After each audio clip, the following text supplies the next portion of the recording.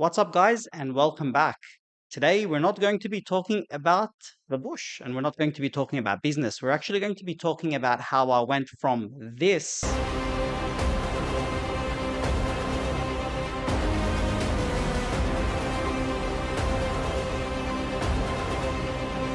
this.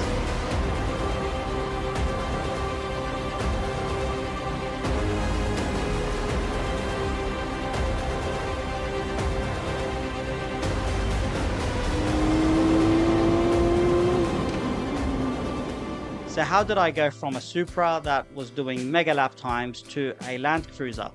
And quite simply, there was two decisions in there, maybe three, depending on how you want to break it up. The first and foremost decision for me was my wife was going through a very major surgery 2 years ago. She was going through a double mastectomy. For those of you who don't know what that is, jump on Google and look it up.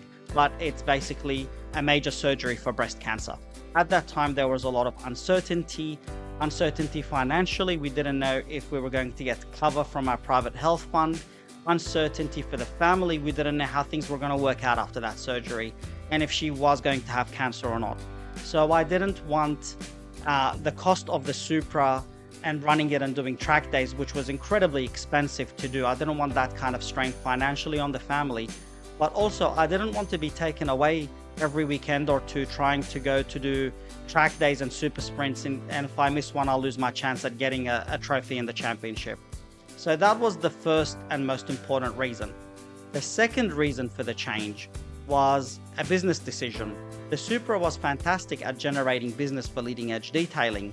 But when I decided to close that business and going out doing laps on a racetrack with IGL coatings on the side of the car didn't really generate any interest in sales. And so the Supra had to go because it was just not paying itself off. It was not doing the main thing that I purchased it to do, which is help me grow the business. Finally, and just as important, is it was not practical to have two cars at home, one being a Tesla that has limited range, especially for emergencies, and the other one being a two-seater when you have 4 people in the family. I couldn't take the kids to school together. My wife was going back to work, or she actually started already going back to work. My youngest son was going to school, and there was no way I could do the school drop-offs and pickups with a two-seater Supra.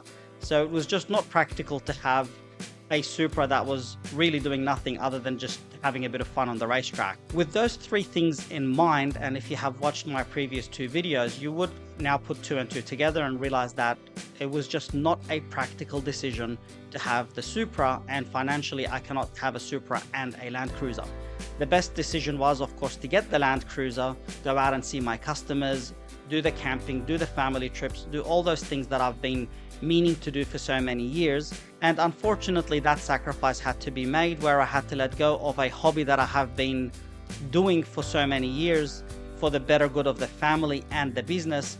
And of course, to follow through with a promise that I made to myself when I was very young for many, many years, which is to go out and explore Australia and camp. And I'm very happy to do that. So this is the reason for the change, but there was a lot of factors in play why I had to sell the Supra. Not saying I'm not going to go back into it one day. I've decided to keep my old videos on this channel still active to help people who are interested in lap timers and whatnot. And never say never, right? I still have my helmet. The gloves have been hung up, as they say, but are ready to come back down at any minute. So make sure to smash that subscribe button, because from next video, we go back to regular broadcasting for bush business, talking about growing the business on the road and some epic road trips. Thank you for watching.